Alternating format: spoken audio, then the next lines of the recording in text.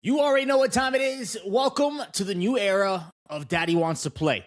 This show started as a sports talk between friends, but somewhere along the way, we realized the conversations that mattered most weren't always about the scoreboard, usually because it ended up with me losing.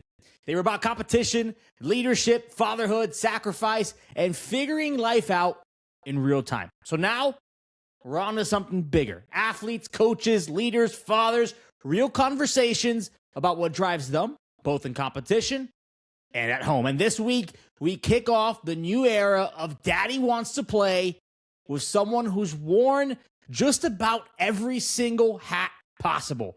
Former CrossFit competitor turned coach, firefighter, entrepreneur, husband, but most importantly, dad. He joins us to talk about the mindset behind competition, where his work ethic comes from, balancing ambition with fatherhood, and what kind of example he wants to set for his boys moving forward. Ladies and gentlemen, this is Daddy Wants to Play. All gas, no stats. Let's roll. As we get into this, your host, Alan Duarte, co-host, Justin Ledesma, and we are joined by the one, the only, Ryan Verdecia. What's going on? What's going on? What's up, Ryan? How are you? Chilling, bro. What's up with you, man? Good to see you the other day at Costco, man. So I ran into you at Costco, ran into Evan there with you, Yeah. partner in crime. Yeah, little wild boy. Hey, loves to talk. I love it. Yeah. He was just going and going Doesn't and stop. going, and it's funny because you're obviously you're in the stage with Evan where he's at that age where it's just I want to talk, and then your youngest one, he's 3 or 2. Yeah, 3. 3, which is Kai's age, and now it's at the point where like they want to talk, but nothing. Some of it doesn't really make sense at times. And then right now, Justin's starting getting into it where Jace is kind of just like throwing babbles out, but it's like, and I'm sure Justin stands there and has full-on conversations with Jace. He sounds like me when I drink too much on the weekends. That's hilarious. I sit there probably for 30 minutes straight, just like he'll go, "Meh," I go, "Meh, meh, meh, meh, meh." We go back and forth for I don't know how long. That's awesome. But I think that's the cool part of this conversation. We're all at different stages and of our life, of fatherhood, and we all have different things that kind of formulate who we are right now and who we hope to, in this case, all 3 of us have boys, and how we kind of hope to raise the kids as we go forward. Justin, I know last week we talked about kind of the direction of this show. For you, like talking to Ryan, what's like the one thing that you're going to be looking forward to over the next 45 minutes to an hour? Like, what's the one thing you want to get out of it? In all seriousness, because as we talked about before this, Ryan claims that you are emotionally intelligent. I wouldn't put intelligent around any word describing Justin. But no, listen, I've known Ryan now for the past like 5.5 years. I mean, when you want to be a dad for life, talk about like fitness, just being there for your family, and just what he's done like to build a future for his family. I mean, this is the type of guy you want. I mean, I don't want to tune him up too much because we know how Ryan gets. But I mean, if there's ever seriously you want to portray someone like, hey, I want to be like that guy. That's the type of dad I want to be, and it's Ryan. Yeah, Appreciate it, man. That's the nicest thing you ever. That's the nicest thing he's ever said about me. No, that's the last time I say anything nice. Yeah, I know. No, believe me, behind the scenes, he is enamored by how good of a dancer you are. He tells me how much he wishes that he can dance like you. He tells me how. Listen, Ryan is the only guy out there that I'll let my wife dance with. Because I mean, it is so impressive. It's an art. I mean, that guy's feet just move like no other. The amount of times he's told me, listen, if Ryan's going, I know I'm going to have a good time. I got to be there. I can't miss out on it. So believe me, that's funny. That's probably top 3 biggest fan right behind your kids is that man right there. Justin brought up how long he's known Ryan. I've known Ryan a little bit longer through CrossFit and fitness. Ryan actually got me my breakthrough back into the coaching space with Orange Theory. This man was Mr. Orange Theory 305 for the longest time. So through there, our relationship has grown, and like Justin said, man, it's a lot of the reason why I always kind of wanted to get you on this show. You know, initially when it was a sports talk, and I was like, I don't know, there's so much that we would leave behind by having Ryan just when it's sports talk, and it's a sense of like everything you do, no matter what, from being a fitness competitor to being a dad to being in your career. The one thing will always stay the same is I don't know how you do it. Yeah. I don't know how you make it through an entire day, and you show zero sense of being tired, and it could be 10:30 at night, and you're gonna post yourself working out in the garage in the middle of the night because you have to get your workout in. You know, we'll start off there, man. Where does all that come from? Where does that drive, that work ethic come from? Man, honestly, this is my opinion. This is like how I grew up. I grew up, immigrant. My parents, brought us over. I was 3 years old when I came to the United States. And bro, all I saw them do was put in work. I'm talking about like, I never saw my parents but between the ages of like 4 and like 9, because they were just working. That's all they knew, morning, night. So honestly, that, I feel like when you grow up seeing your parents just put in work and just using that work ethic that they have, that's gonna be, it's gonna bleed into like your kids. That's all I saw, so that's all I know. And I'm a big advocate for, and me and Justin have had this conversation before. Feeding your kids right, all of this stuff, because if the kids see you eating a certain way and the kids see you working out all the time, they're gonna think that's normal. They're gonna be like, oh, it's just a typical day. I'm waking up every day. I eat my eggs. I do this. I do that. And I'm going to go outside and work out because that's the normal thing. So a big part of it, I feel like I've always been that way, but even more now that I had my kids, I noticed that that's all they know. So to me, it's not just doing it for myself, but it's showing my kids the right path to what I believe is, the right path, the way to go. Because at the end of the day, I'm sure you've seen it many times. You walk around the streets and you see kids, and Justin makes fun of me all the time, but I don't like seeing fat kids. That's not my thing. I don't think that should be allowed. I know, and it sucks to say that. And the true fault of that is not the kids, it's the parents. So going back to what your question was asked, sometimes when I feel tired and I feel like a little exhausted, my priority hits and knows that, hey, I need to work out, or I need to get this job done, or hey, listen, I'm exhausted. My kids are inside eating a drywall, but you know what? I'm going to go outside and play with them and do all that stuff. So part of it is just kind of like the way I grew up and seeing the work ethic.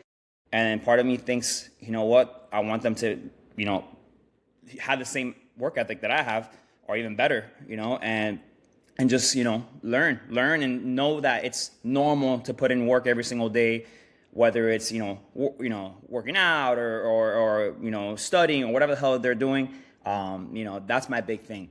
And that's part of it, man. Cause we'll have this conversation obviously outside of this as well. But my big advocate for is always, nutrition and fitness. I feel like if you have that down packed, everything else comes a little bit easier. No, you brought it. So go ahead, Justin. No, yeah, I credit Ryan for so much of what the things I do now with eating wise, working out wise. I mean, I used to be an absolute slob. I mean, Ryan saw it. I ate whatever. Can I show you a picture? Oh no, we're not showing anything. That's off camera. I didn't really think or care about what I was putting in my body. Yeah. But talks with Ryan, I changed the way, and you touched on kids at such a young age. Their brains are so malleable. They'll do. You can mold them to however you seem fit, however you want, that you see best for them. They see you working out. They see you eating right. So what are they going to do? They're going to work out. They're going to eat right. If they see dad at home eating potato chips on the couch watching TV, that's what they're going to do. Of course. It's just, it is what Ryan preached, man. It's so true. It really is so true. So you brought up, you came over at 3 years old. Parents brought you over. All you ever saw was, them working. Yeah. What was it like for you growing up? You came straight to Miami? So, I don't know if you've ever heard the story. I know I Justin knows think the I have. story. Yeah. Quick, brief. My parents decided when I was 3, my sister was 7, to get on a boat, man-made boat that my dad made, and go from Cuba to Miami. On the way over here, we were at sea for 2 days. We got caught by the Coast Guard, and then we were in prison in Guantanamo Bay for 6 months, and then we lived in a military base in Panama for almost 2 years. So technically, I never even did kindergarten Okay. in the United States. After that was during like the Bill Clinton era and stuff. After that, we got a chance to come to the United States. We came to Miami first. Obviously, that was our first choice, but they had to accept our family. But our Hmm. family was 4. Obviously my mom, my dad, me, and my sister. Nobody accepted us. So then there was a family in New York and in Oregon that they wanted to accept us. The problem with that is that my dad's like, hey, let's go to New York because I have an uncle that lives in Pennsylvania that's somewhat close, and it's the same time zone as Cuba. By the way, I've never met this uncle in my life to this day. That guy never came to go see us or anything, so it is what it is. But nothing. We lived in Rochester, New York. So my dad, we got to the United States in February of 1997. No, sorry, 96, in Rochester, New York. And you guys, we play Buffalo all the time, and you know how cold it is there. So we got here from living only Cuban life, obviously tropical, palm trees everywhere, to nothing, just pure snow and cold and all of that. So yeah, that was pretty much the first 6 years of my life was just obviously living in Cuba, not remembering much. I remember the boat a lot, and I remember living in Panama in the military base. And the military base was pretty much intense, and eating those packages that the military eat. That was my lunch and my dinner and my breakfast. So like I said, but to me that was whatever. I was a kid. Who cares? I was having a great time. But to think that my parents went through that, and to put your family through that because of how bad things were back in Cuba, it goes to show you like what they had to do to just survive and get through it. So, and I'm sure everybody has somewhat of a story like that. Maybe not your parents, maybe your grandparents, maybe your great Hmm. grandparents, that have like that type of immigration story. So again, going back to that, like that was a big part of my life that a lot of people don't know about. But when we talk about it, they're all like, "Bro, you got to write a book. You got to put a movie about that because that's insane." And it is. I'm not gonna lie, it was insane. And coming into New York, obviously I was a ESOL student, didn't know a lick of English, Hmm. and I think, bro, you got to get through. You got to get through. And I started first grade in New York, and then at third grade, going to fourth grade, we came down to Hialeah, and nothing. And from there, I just grew up in Hialeah my entire life after So New York. so we're, I think, what, 8, 9? Yeah, yeah, third grade. I was probably like, what, like I was third going to fourth, so like 8 years old is when I got here. When was it that you? Because fast forward now, we've met. You're competing in CrossFit, and Justin knows this. I saw it with my own eyes. You would put yourself through grueling workouts like it was nothing. And do you feel that something, not just that one alone, but your upbringing and going up to Rochester and growing up the way you were brought up, has anything to do with your ability to go through hard things Yeah, and like absolutely. challenging things and Uh, just yeah, absolutely. I played baseball. When I came down to Florida, obviously baseball in Rochester is not really a thing. But obviously when I came to South Florida, that's everybody plays. And obviously my dad during the time he was busy, so he was working too much. So I kind of just typical Sandlot kid. I went outside, found a couple friends from the block, and played baseball with them. And little by little, I got a little bit better. And then I'll never forget my first ever like little league, I guess, like recreational thing was at Slade Park. That was at Slade Park in Hialeah. And I since the beginning, and my dad would always tell me this, like since I saw you actually, the one time I went to go see you play, I saw you and I saw like the passion that you had for it. And that's hard to teach, man. Like it's hard to teach passion because it's like you could coach somebody and hit 1,000, balls off the tee. But if you don't have it, like in the sense of like at least caring about the sport that much, it's hard to like implement that and to kind of teach that to a kid. That kind of comes within. So for me, like what I felt was like I just love baseball, man. I was like, wow, this is like the fun. And I was talking to Justin about this. I don't know if I had mentioned to it, but my son was playing baseball too.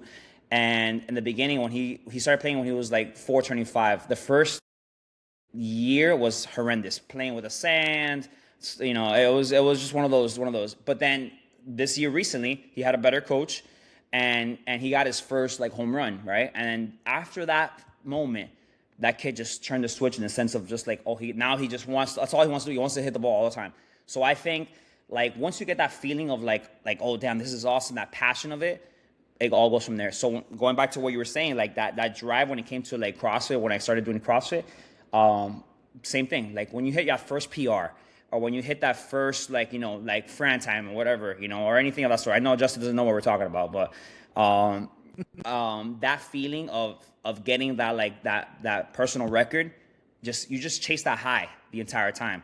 So then you just want to get better. So you just want to train, and you want to train, and you want to train, and that's kind of how I am, And I sometimes like I get excessive and I get obsessive with certain things.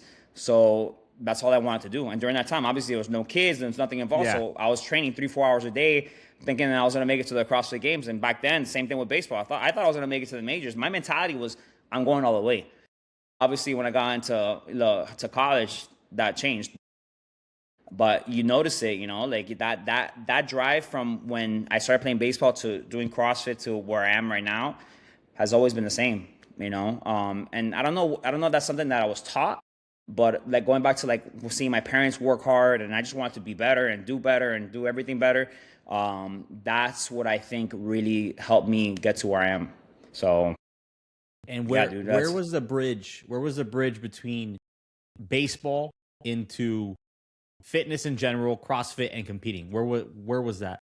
So when I was in high school, I played baseball, and then I got into St. Thomas University. I played baseball there. I'll never forget. Like when I got into the field, I started playing there.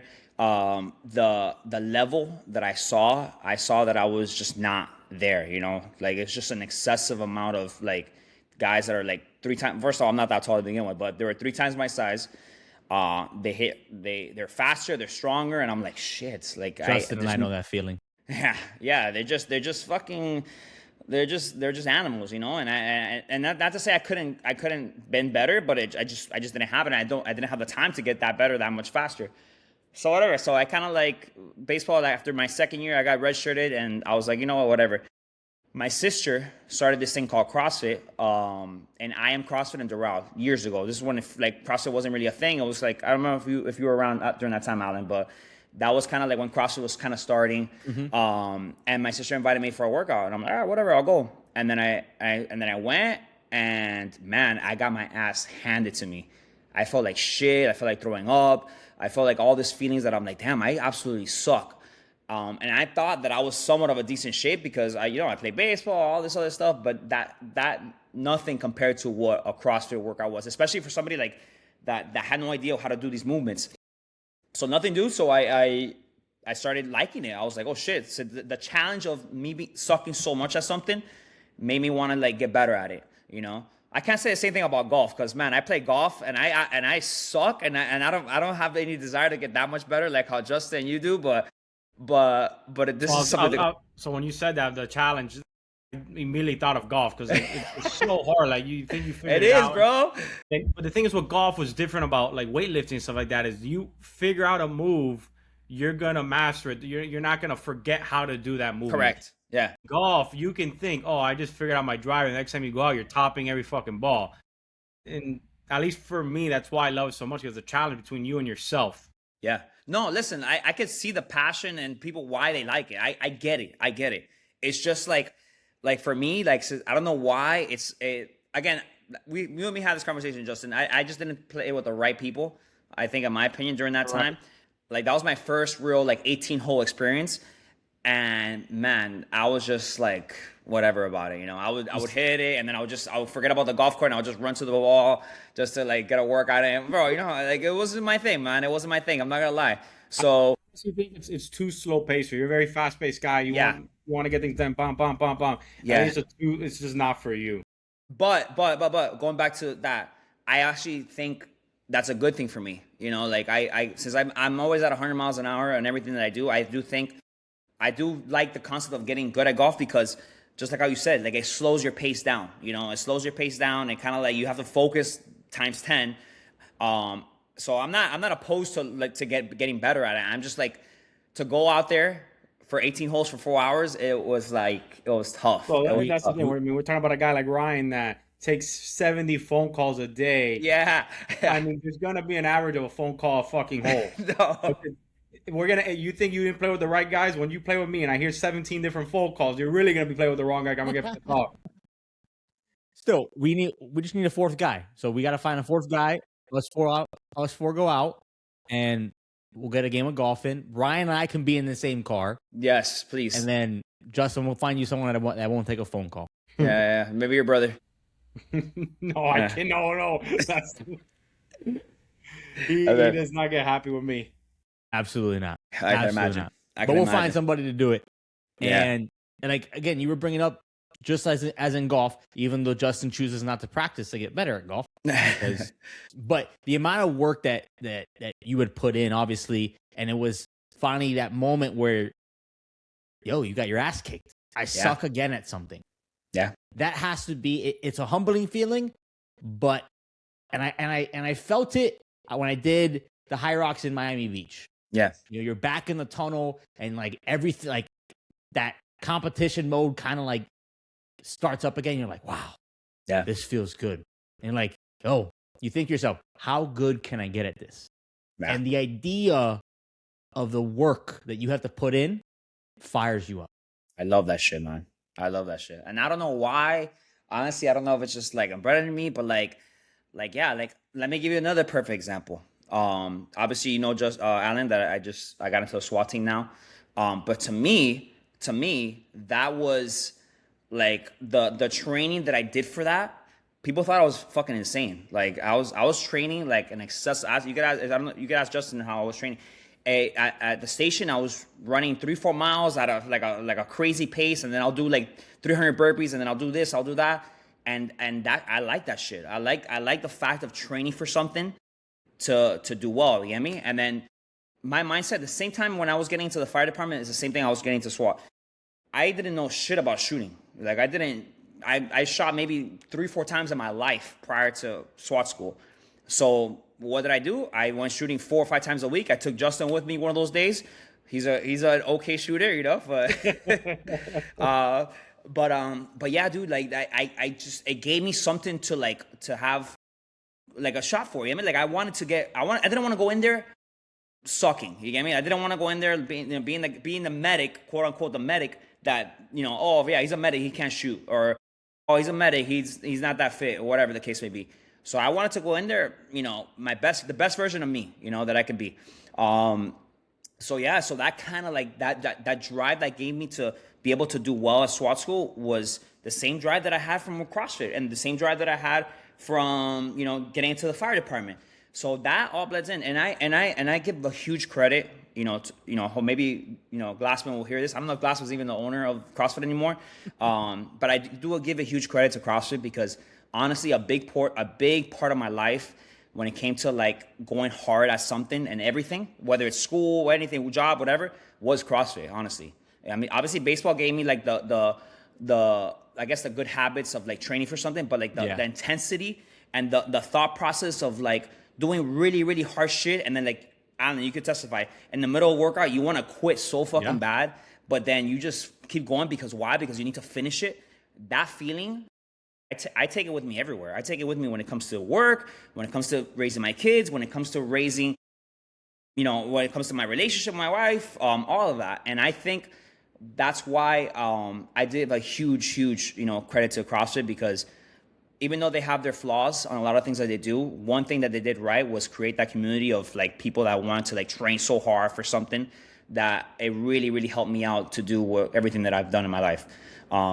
So, and Alan, I'm sure you could relate to that, because I know 100%. you've been through a lot of hard workouts, and part of you sometimes when you're doing something else, you'd be like, bro, I've done hard shit already, so why can't I do this, Yeah. I can say that the amount of times that I fell back onto that during my SWAT school, same situation. Now, if we can just get the guy beside me to go ahead and do the same thing, of do some hard workouts and not quit I or know. not complain about his legs being sore, I know. then You see, I'm me personally. I know my limitations. I know my capabilities.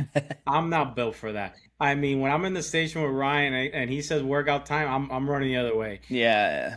I mean, the guy is doing a full-on workout as a warm-up, and then you're doing the whole workout. I mean, we just don't have time for that, man. I'm not. Listen, I'm not built for that type of stuff. I know my limitations. So we've labeled you as that competitor. Because I mentioned earlier that we met, that we were introduced through CrossFit, but like we kind of strengthened our relationship through like coaching. After you opened that door for me at Orange Theory, where did coaching come into play? So right after I got into CrossFit, I was working at the movie theater on Movico on 49th Street. And man, I started loving CrossFit a lot, and I'll never forget, man. I was like, you know what? I was going to Doral still, and I'm like, bro, let me see a gym closer to me in Hialeah.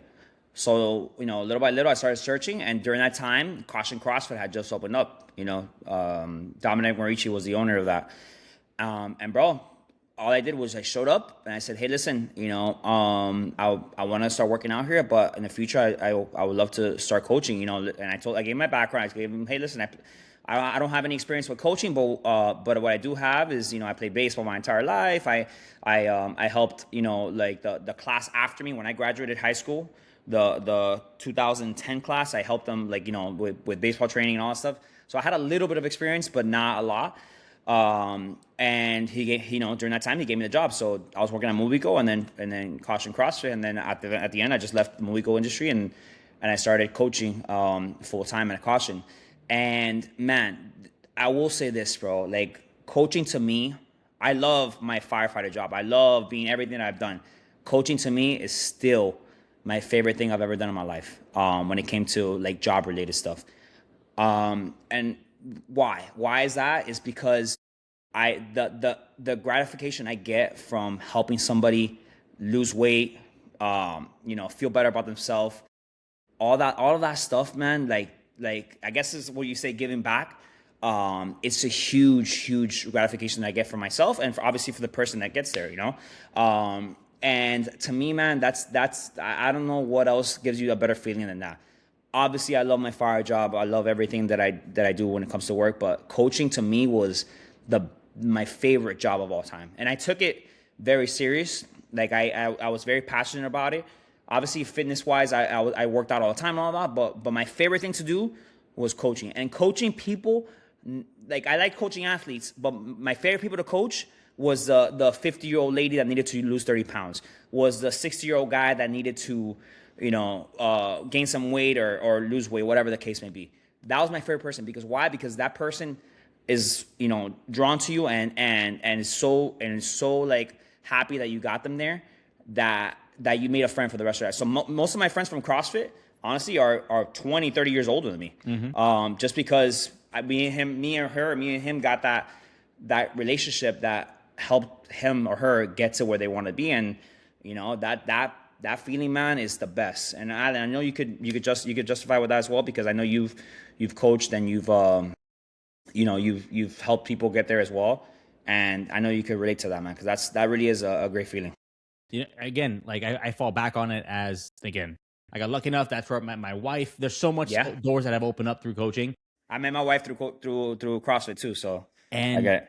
And it's just like, unfortunately, back then it was the amount of work that had to be put in order to kind of survive and make a living for yourself, a good decent living where you're still able to enjoy life and go on vacations and shit like that. It was a lot of work, and But I kind of feel that leads both of us into our next career choice, in the sense of still wanting to make an impact and still wanting to help people. But like you bring up, like, that fire of coaching is still there.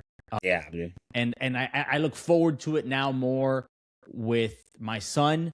And also, again, one of the things I'd love to do is, if this one day the schedule allows me to, is go back to coaching, whether it's sports in general. For me, it was lacrosse in high school. Go back to coaching it. And it's more of just, for me, it's more of just creating a culture. Correct.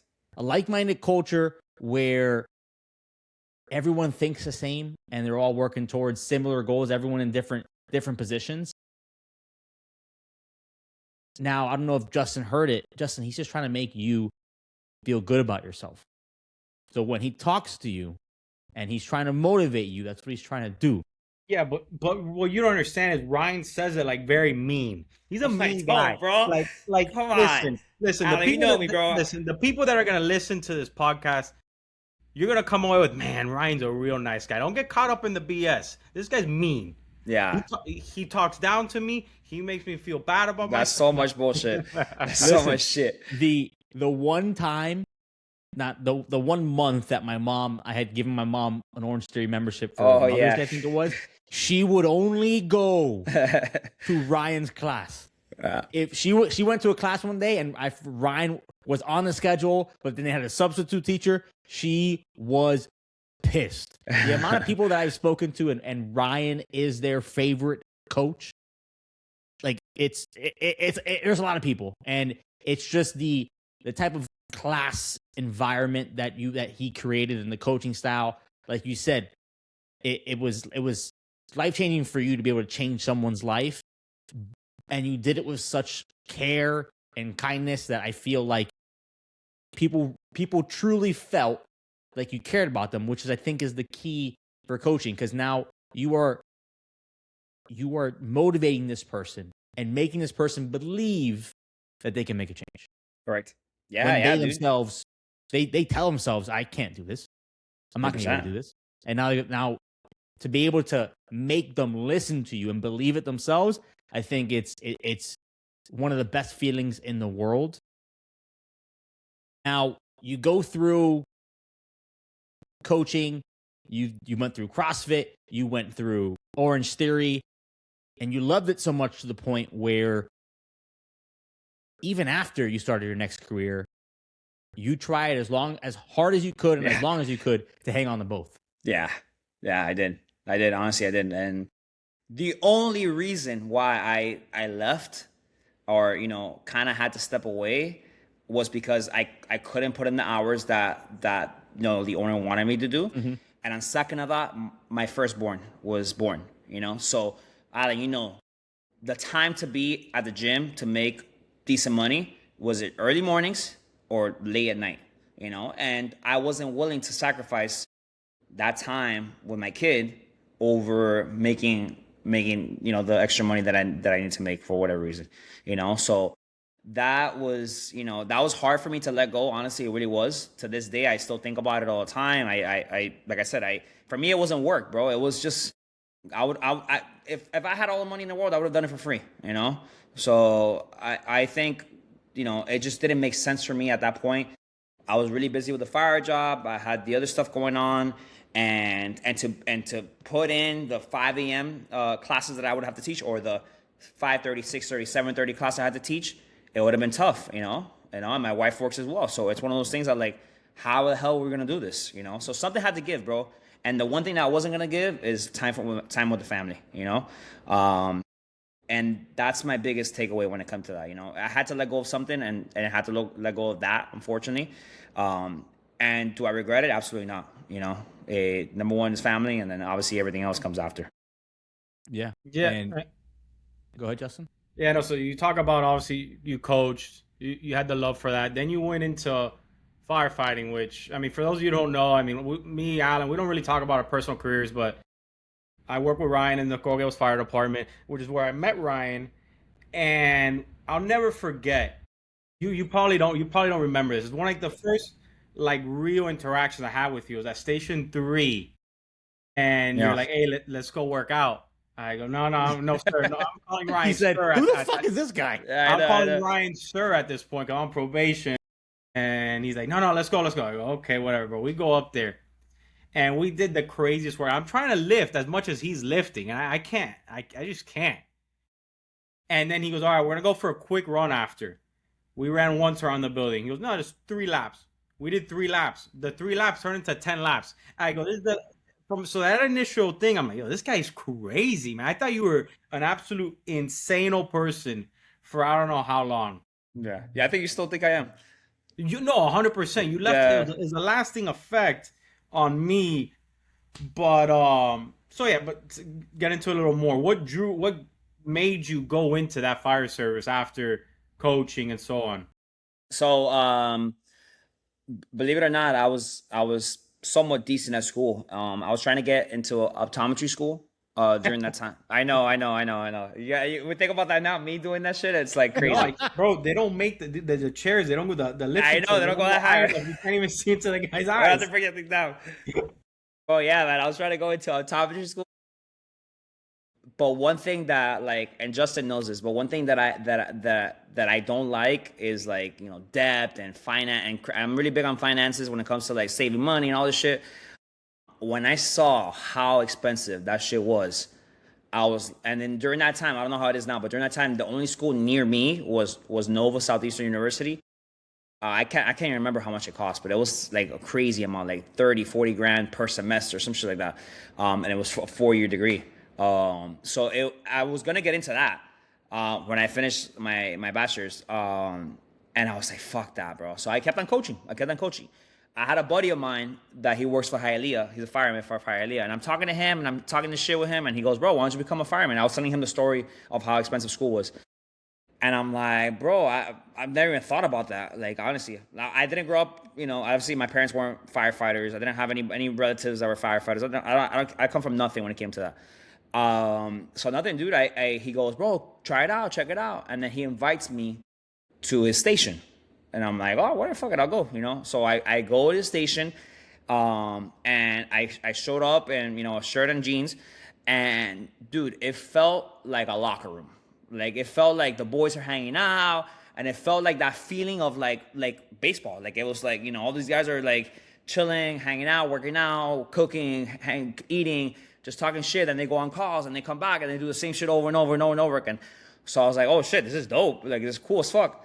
So nothing, man. I was like, you know what? Let me look into it. So then I just started, doing some research, and I saw EMT school was right by my house, and I'm like, you know what? Let me sign up for this. Worst case scenario, I learn a little something, and then if it sucks and I don't like it, I'll think of something else. As soon as I started EMT school, I really, really liked it. I had taken anatomy before in college, so I had a little bit of knowledge, but when it came to obviously, patient assessment and stuff, I had no idea what the fuck I was doing. So when I started actually learning about it, I was like, oh shit, this is interesting. Then when I got into fire school, that's when I really, really liked it. I loved, obviously, all the physical aspect of it, and gear, all that shit. And yeah, dude, and that's how I got into it. And I never looked back after that. I did EMT, fire, paramedic school, and then it took me about a year and a half to get hired, unfortunately. We talk about it all the time. I mean, the only thing close enough to somehow portray that locker room feel is being a police officer. The fire service. No. What do you say? Be a police officer. What happened? Can you hear us, Justin? Are you texting? Are you ready something? Hold on. What the? Oh. You froze. It locked me out. I'm back. Okay. He's back. He's back. Yes. Yeah. Why did it do that? What's always something with Justin? I don't know. Okay, let's get back to it. But like I was saying, there's only really one thing out there that can have that same feeling. That's the fire service. I mean, you get to tell me we can have sleepovers with the boys. I mean, we get to work out. We get to just chill. We get to cook together. Yeah, we're working. We're running our calls. Yeah. But no other than with the boys, a bunch of like-minded guys. Yeah, I agree. So Ryan, Justin tends to tell me what it's like for him to be a firefighter. What kind of a locker room firefighter guy is Justin? He says we get to cook. I highly doubt he cooks. We get to do this. I highly doubt he does much. But because every time I FaceTime him, he's on a recliner watching sports on TV. Yeah. So just not to talk bad about Justin. Justin. Hey, not to talk bad about Justin, but here's 50 different things that Justin does wrong. So no. The only thing honestly, Justin is a good fireman. It's not that he's a bad fireman. He's just not into like the training and like that kind of stuff. That's not his thing. That's not his thing. That's not his thing. Is he a good medic and is he good at all the other stuff? Absolutely. But like if I tell Justin right now, hey Justin, let's go put on some gear and let's do some towers, that guy's gonna tell me to go fly a kite. Like that's just not his thing. And I understand that, but Justin is a good employee in the sense that he's fucking always there, never late. And he always runs. He always wakes up for the calls. As far as I know. So at least in that aspect, I could tell you about a lot Justin about does the bare minimum. No, I didn't say that. There's a lot of guys in our department, and I'm sure in every department that it's questionable, or like, man, they should have been let go a long time ago. So Justin's not that guy. Yeah. Justin's one of those guys that like he does what he needs to do, but he just doesn't like the excessive training that we like doing sometimes, Other than that, he's a great fireman, great medic. Awesome to have around the station. He makes you laugh, obviously. But cooking wise, I haven't seen Justin go down on cooking in a long time. Honestly, he always asks me to cook. So it's one of those things. I always talk about in the firehouse, in the fire station. You gotta bring something to the table. You can't be a guy that's just gonna go in there, sit there, mind their own business. Everyone has their thing. You're a big training guy. You're a big training guy. You're a cook. You're the cook.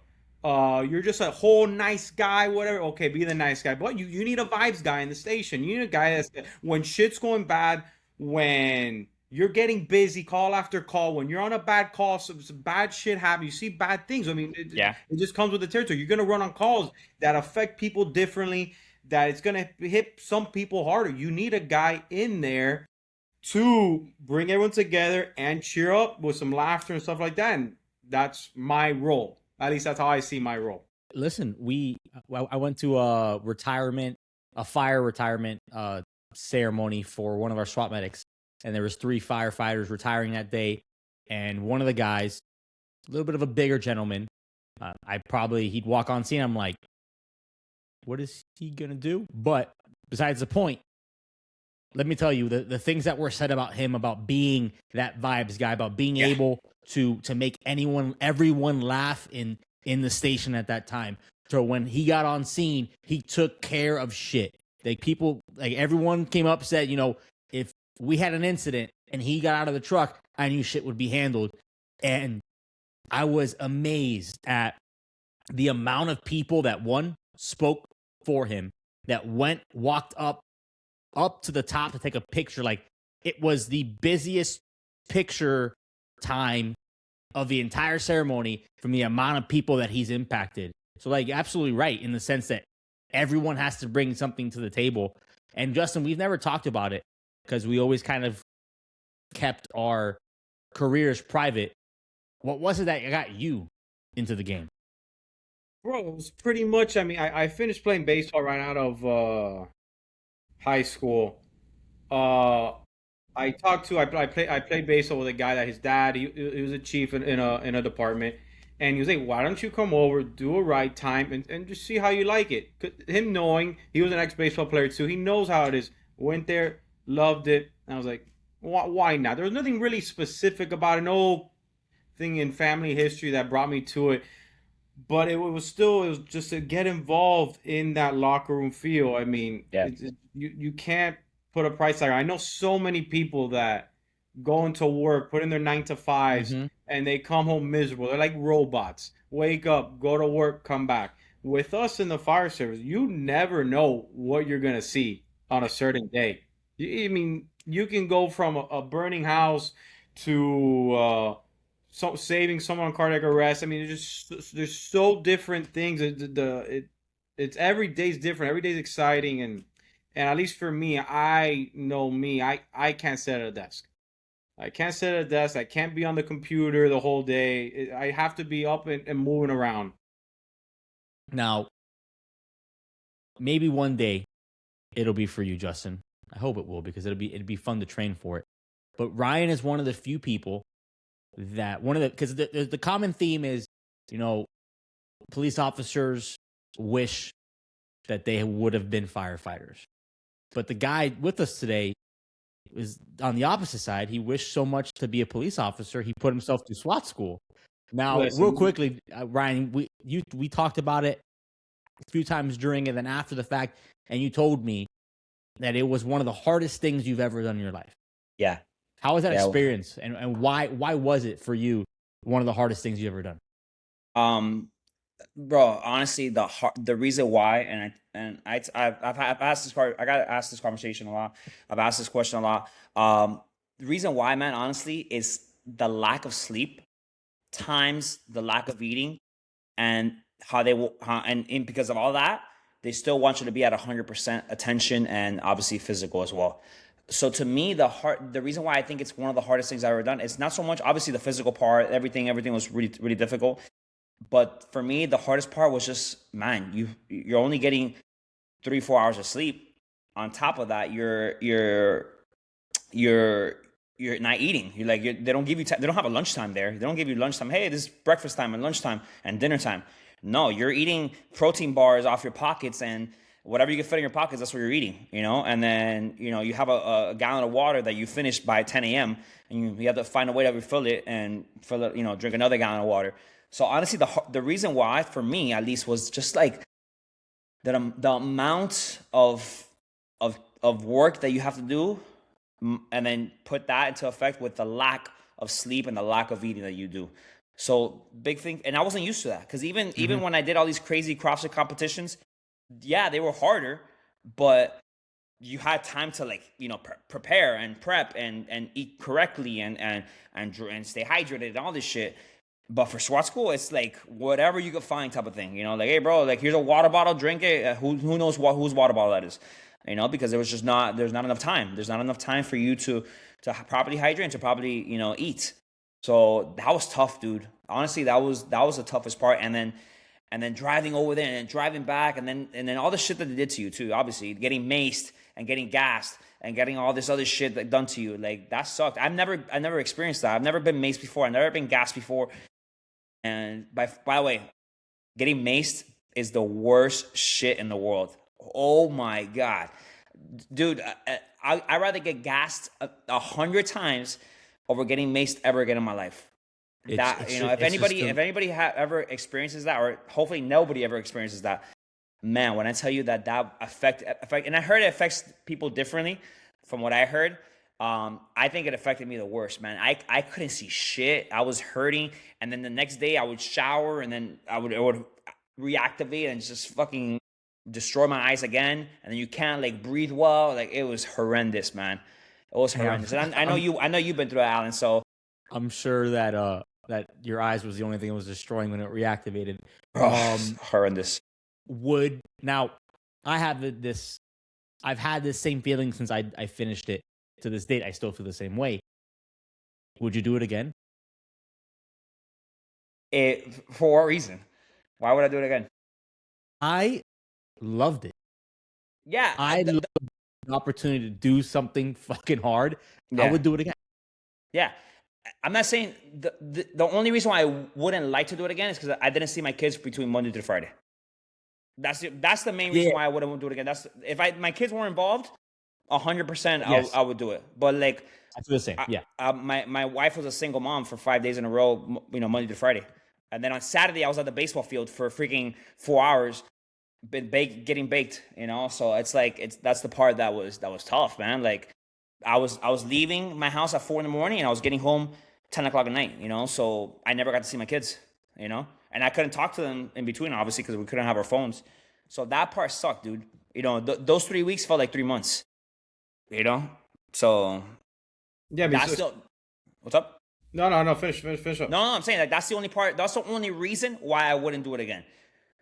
Just for that, because it sucked being away, dude. It sucked, and I felt like, I know it's only 3 weeks, I know that. I know that. Yeah. I know people are like, bro, it was only 3 weeks. So you know how it is. And I'm like, dude, you have Long no 3 idea. weeks.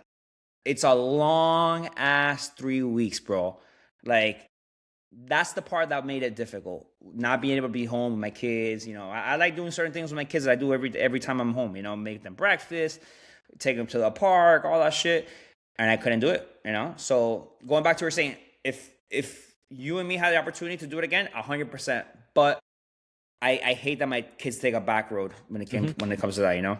So that's what I would say, you know?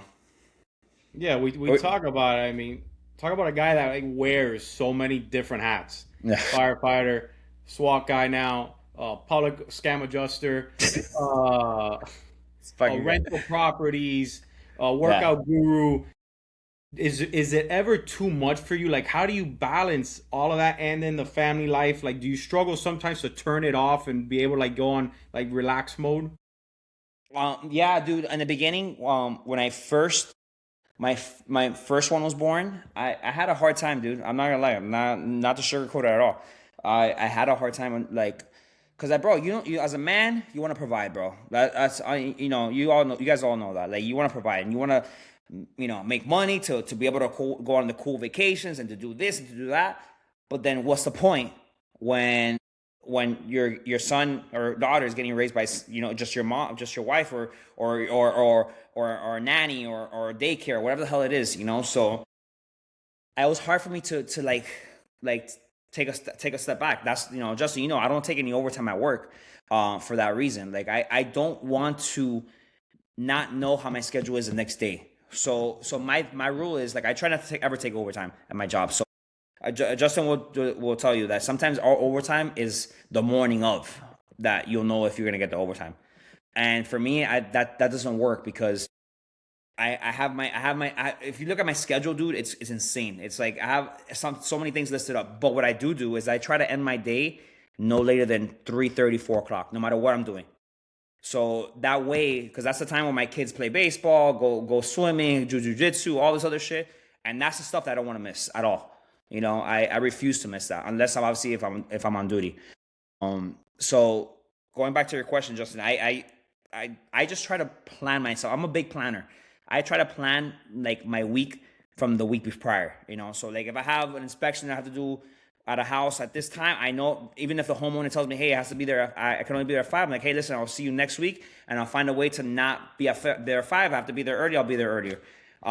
When it comes to the CPR thing, I try to do all the appointments that have CPR prior to 4 p.m. The Airbnb stuff, that kind of takes care of itself, you know. And also the fact of my wife, you know, holding it down is huge, dude. You know, if I didn't have her, it would be tough.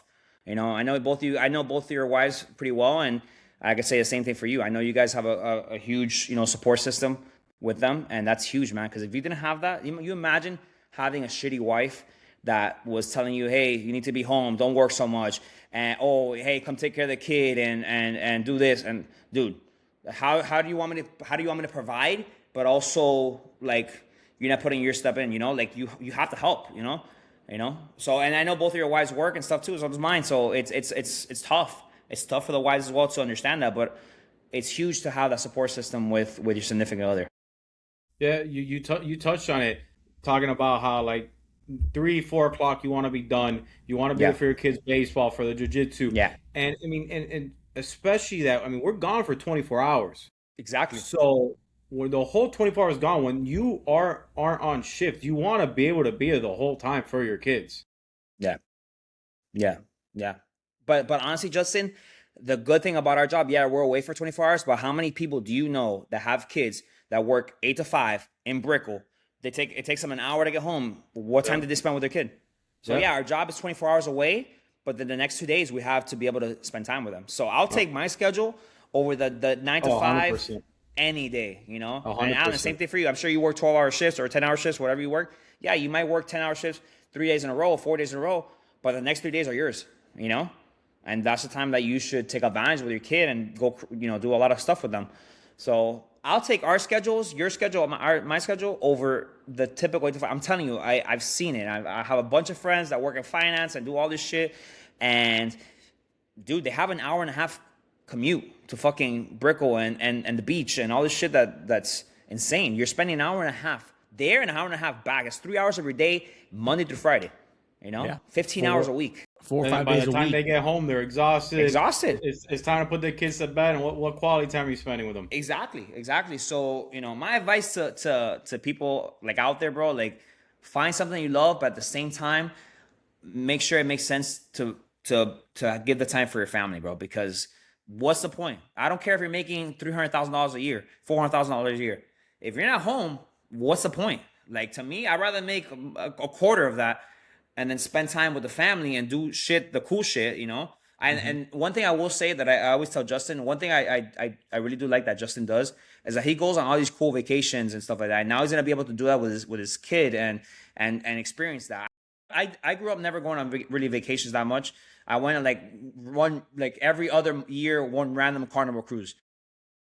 Other than that, I never really went on vacation. So I want to do that with my kids. And even the Carnival cruises that I went on, I still remember them as a kid going to them, and I thought they were the coolest things ever. And then Justin does awesome vacations. He's the one that always, anytime I have a question about going somewhere, I ask this guy. I ask, like, bro, Justin, have you been here? And most likely he's been there. I'm a firm believer. I mean, we make money to spend it. 100%. Yes, we should save some, but you make money to spend it, to spend quality time, making memories with your kids. I have this little thing that, to be able to justify spending money, is it something for your children that's gonna bring happiness, memories? Then fuck it. Don't think about the money. Yeah, I agree. Figure out later. It's just memories you're gonna build that they're gonna be able to talk about in the future. Because honestly, you never know when it's your time. You don't know. So when I'm healthy enough, I am with me, my wife, and my kid. We're gonna spend the money. We're gonna go on places. We're gonna go on vacation and spend good time together. I agree. Yeah. I don't think vacation is money spent like in a wrong way. I think if there's ever money to be spent is on that, as a memory. Like how they say, how's that quote? Like good money spent on memories is never a bad option. What about Disney World? I hate Disney, bro. I fucking can't stand this. I know you love Disney. You're that weirdo that likes, as an adult, going to Disney. I get it. Alan's a Disney guy too. So I know both you guys. Whatever. It's just not my thing, guys. I'd rather. It's just, I could talk about that, but that would be another podcast. It's not my. It's definitely, Disney's definitely my thing. But I couldn't agree with you guys more. And it was a conversation my wife and I had after Kai turned 1, after his first birthday, and we saw what we spent on his first birthday party. And I get it. First birthday, we'll celebrate it. And I told her, I'm like, every year, like, why don't we just take that money and use it towards creating an actual memory, a vacation? Where, like, as he gets older, my dream would be, hey, what do you want to do for your birthday? Where do you want to go? And wherever he says, we'll go. Because I can't tell you my second, third, fourth, fifth, sixth, seventh birthday was.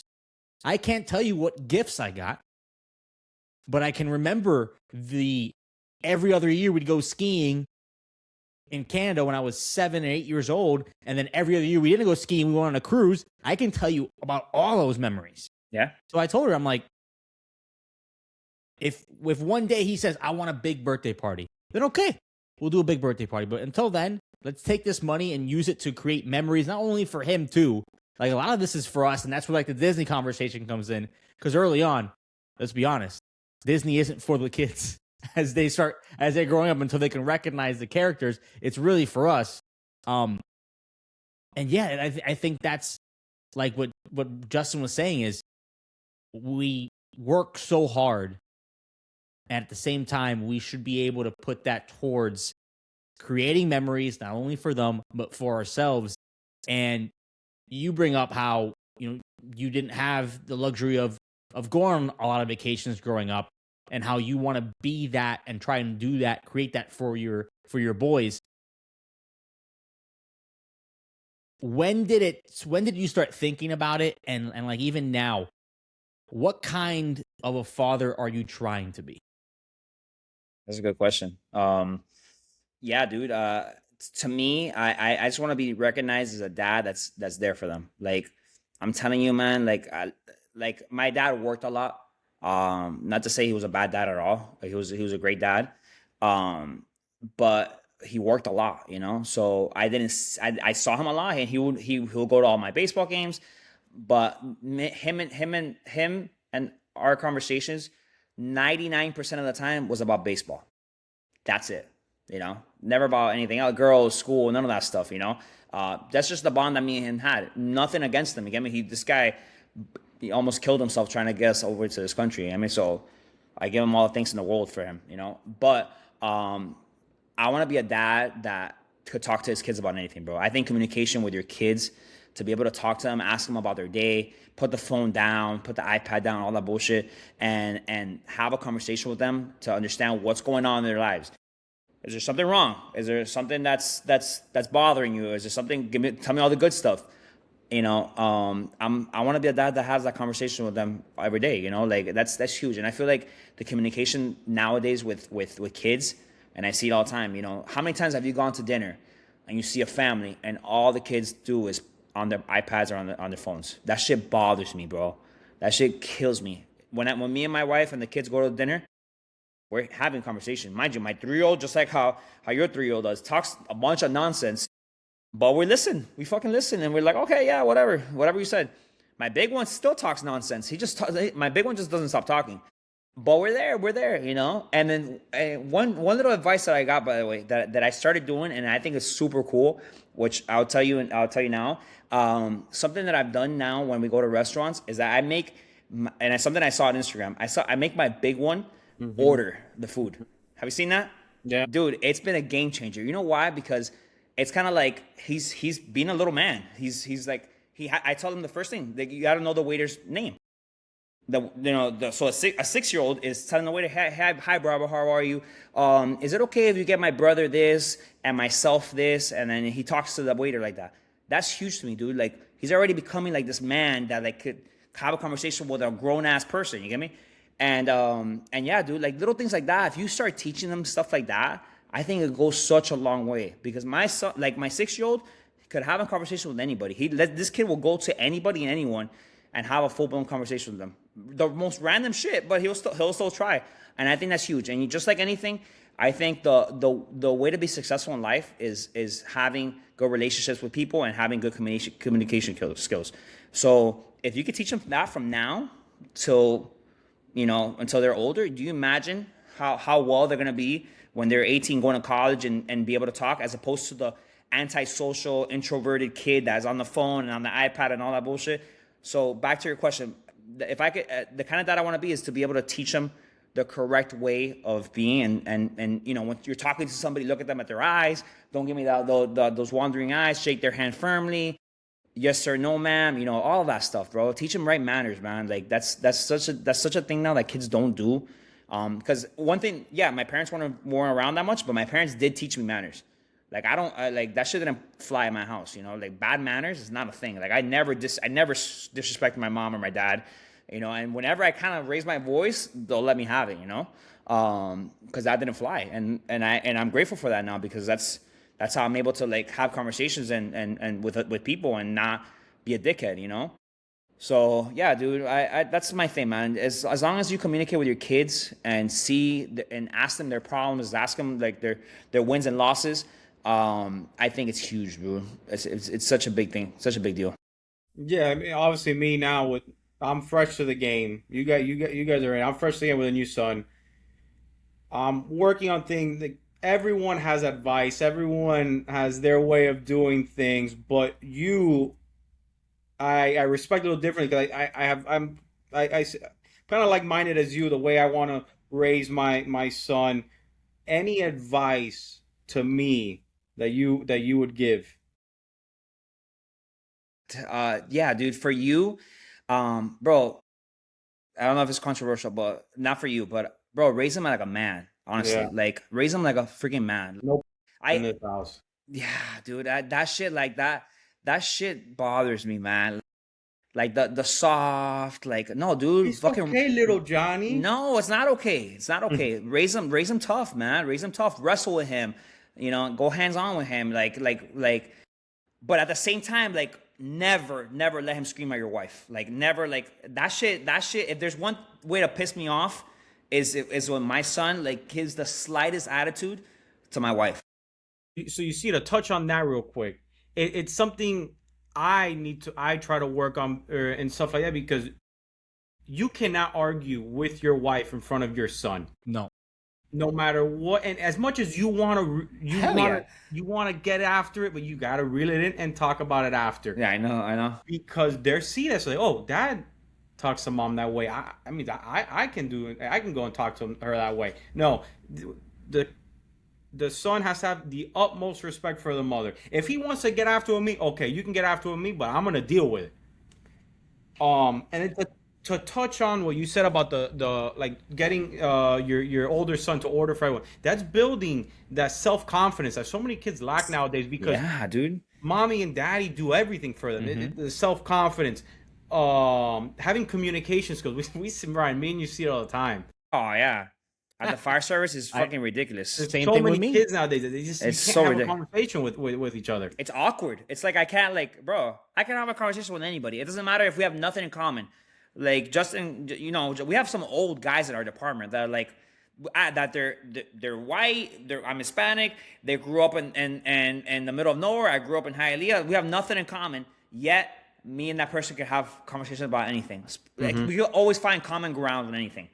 So yeah, dude, like it's insane how bad communication skills are for young adults or young kids, and I think it's just this generation. I think it's like maybe like the early 20-year-olds. I don't know what Gen Z or whatever the hell it is called now. I hope our kids' generation, which I think is gonna be better, because they're younger, smarter parents, in my opinion. I think it's gonna be a lot better to hear, you know, to teach these kids the right path of doing things.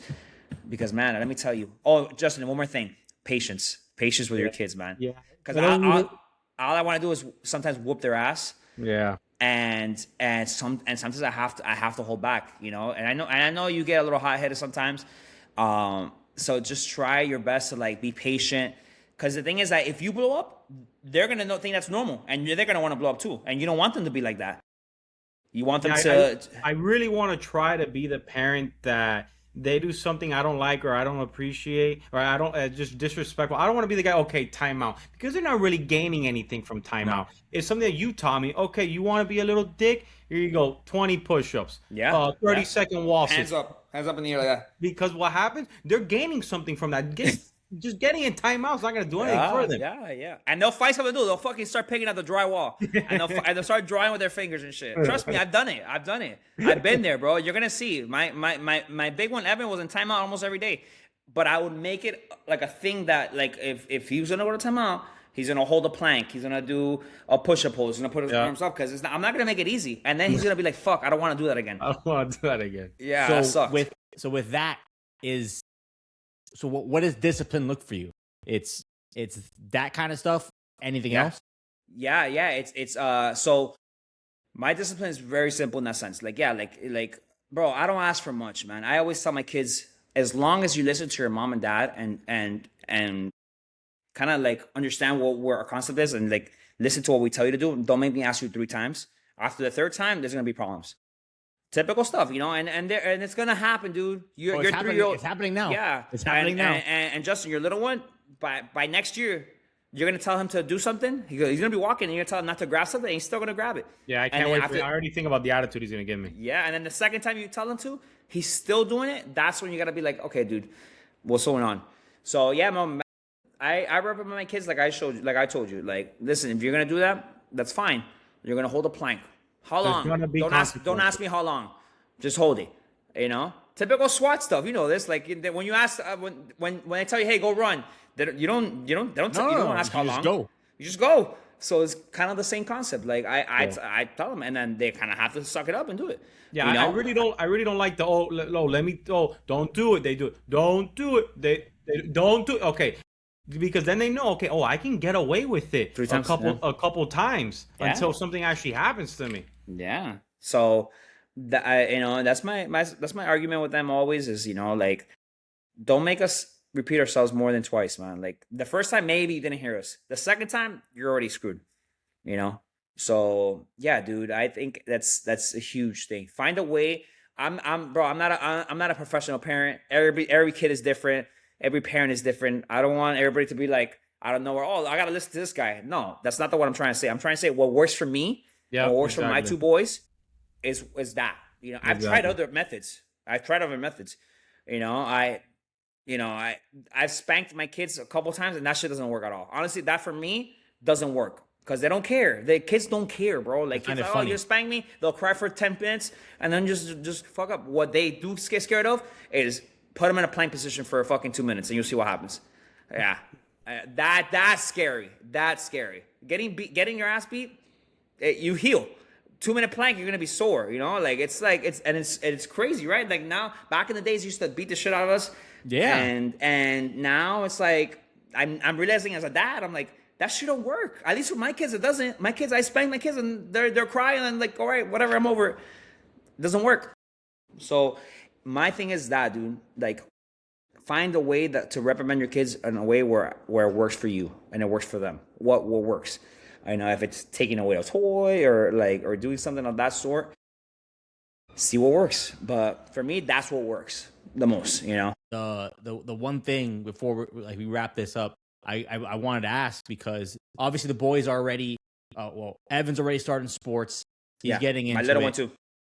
How do you feel about coaching them? Do you think you kind of jump into that role at some point, or do you like kind of just stepping back?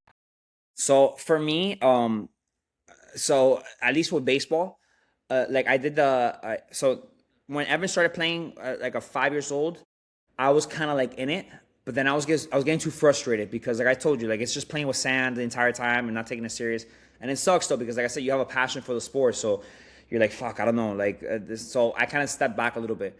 The second year, he gained more interest and started playing more. So coaching wise, I'm like an assistant coach, like not the main guy, but at home, I'm his coach. You know, we throw BP, we throw catch, with all that stuff. So I'm like in the middle. I would say like I don't want to be the main coach because at the end of the day, like it's hard. I don't have the time either. If I'm gonna dedicate myself to coaching, I want to put in the time. And I don't have the time unfortunately. But I love doing assistant coaching and I like helping other kids. And I'll put in the time with my son at home. That's how I'm planning on doing it. Who knows what happens in the future? If he gets really into it, and the time comes, and maybe I'll coach more. But as of right now, for me, it's and the same thing with my little one. My little one does jiu-jitsu and swimming, so he swims. I practice swimming with him, just me and him. And jiu-jitsu is kind of an individual sport, so I'm not a jiu-jitsu guy. So I don't train with him, but I watch what they teach him, and then I come home and I help him, practice. And do you find them receptive to it? And what? And or like when I coach him, yeah, or are they better, more receptive with you or with a different coach? That's a good question. It depends on what. Like Evan loves to hit, so he doesn't care who he hits with. It doesn't matter. Fielding, he hates fielding. He hates catching ground balls and catching flies. So I think when it comes to catching ground balls and catching flies, he's like, Dad, I don't want to. And then when he's like with a coach, like with this team, he's just there like doing it. You get what I'm trying to say? Yeah. So like it depends on what it is. So my little one loves to do jiu-jitsu no matter what time of day. It doesn't matter who it is. So I would say yes to the other coach when it comes to stuff that he doesn't like to do. Mm-hmm. With me, he'll get more. The thing is that when you practice your own kid, he gets more reps in. You know. So I think it's always important for the parent to be somewhat involved with their coaching, at least at home, because there's only so much practice that you could pay for and time to go this and time to go there. Like it's just you got to put in the work, and if you want them to succeed at least a little bit, especially with baseball. Because if you don't take BP at least twice a week, at least you're not gonna hit, bro. That shit's Justin can relate to that shit. It's no joke. And the competition level at 6 years old is insane. It's insane, bro. So there. Yeah, man. I mean, We've asked you probably 100 questions. You're probably ready to go work out for your I seventh already worked workout. out. I already worked out. Hey, so did I. You'd be proud of me. Good But for you, man. before we let you go, this is the Yeah. final gas that we do. Just hit you with 2 questions before we let you go. One lesson sports taught you about life. That's a good one. Dude, when it comes to baseball, I think the camaraderie of like my friends that I've had since I started playing baseball, like my 8, 9 year old, I'm still friends with them. Like it's insane. Yep. Like where else can you say that? Like sometimes you have a friend of yours that you went to like 3rd grade with, but for the most part, you guys move on and that's it. For me, that camaraderie that I had with the guys that I played with when I was little, I still have that. Like where else can you learn that? Where else can you learn that? Do that? Like they don't teach that shit in school. That camaraderie of like going through stuff together and like losing together and winning together. And you know this, baseball's a losing sport. That failure rate and being okay with it and understanding how like to get better. Okay, you know, I went 3 for 3 today. I had a great game, but then I went 0 for 3. I hit the ball hard every time, but it didn't go through the gaps. Yep. Or I went 0 for 3 and I struck out 3 times. That failure like makes you like want to get better and practice more. I think it definitely helped me like throughout my life when it came to like doing things that you fail at, dude. You know, it's like the NREMT. You remember that shit, Justin? No, that shit sucked. I was gonna say I couldn't agree more, but now I don't know. Fuck off. But lastly, one thing, real quick, one thing you're still improving on as a dad. Patience. Yeah. Patience, man. It really is, man. It's really the toughest thing when it comes, especially 2 boys. I'm not a girl dad, so I don't know how it's like to have a girl. But 2 boys, it's just insane in my house, bro. 99% of the time they're fighting, or I have to always constantly keep an eye on them because the big one's gonna choke the other one out, then the other one's gonna stick something in the other one's ear.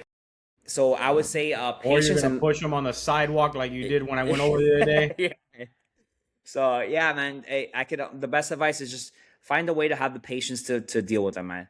Try not to do things that make no sense. Like again, I'm not a big spanker. I never spanked them. So to me, that never worked. I found different ways to cope with, you know, with them behaving bad. So find a way to so 2 things: patience and finding a way, better ways to discipline and to teach them the right from wrong. I like that. And Justin brings up the amount of questions we've asked you. We're going to kind of flip the script. Every episode, we're going to end with a segment called Pass the Mic. So basically, every guest will leave us with one question for the next guest. So we don't know who that is yet, but if you had one question for the next guest, again, they're going to have the continuity of being a father from different aspects, different career choices. What's that one question for them? Let me think about this.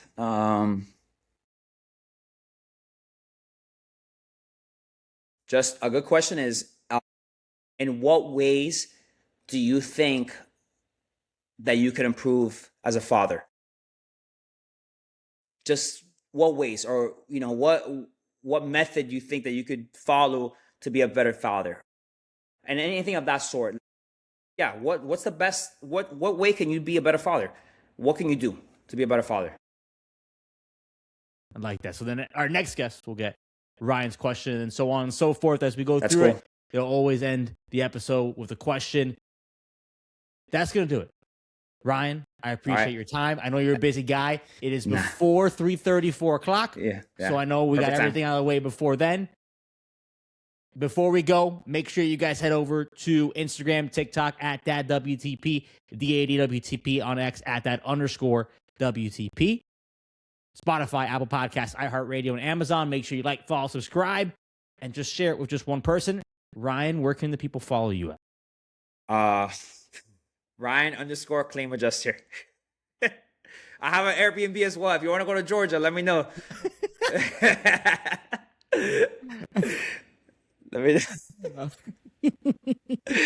Again, Ryan, thank you for the time. I appreciate it, man. It was a good conversation. Again, we could have kept going on for hours on the conversation. Yeah. And I hope that at least one person listens to this, enjoys the conversation, and takes something from it. So again, Absolutely. Man, I appreciate it. Thank you. Pleasure, brother. Later, Justin, guys. Take us out. Justin. Yeah. And with that being said, Daddy is out.